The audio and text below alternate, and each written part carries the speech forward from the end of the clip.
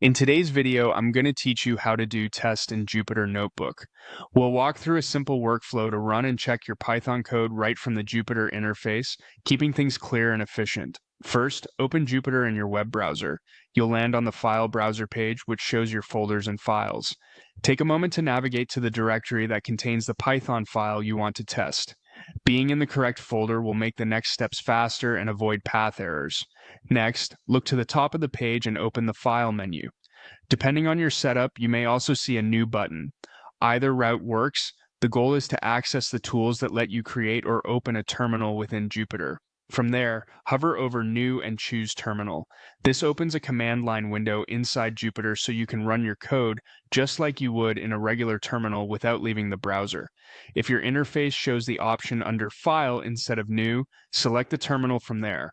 Inside the terminal, type Python followed by the name of the file you want to run, then press Enter. For example, type Python your underscore script.py.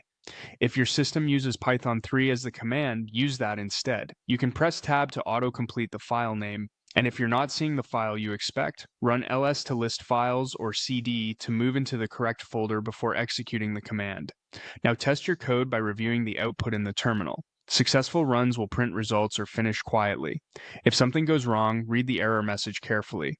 Look toward the bottom of the traceback to spot the exact line and module involved. Make quick edits in your editor or notebook, save, and rerun the same command.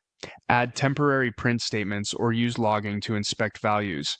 And if your script expects input, type it into the terminal when prompted. Repeat this run and review cycle until the behavior matches what you expect.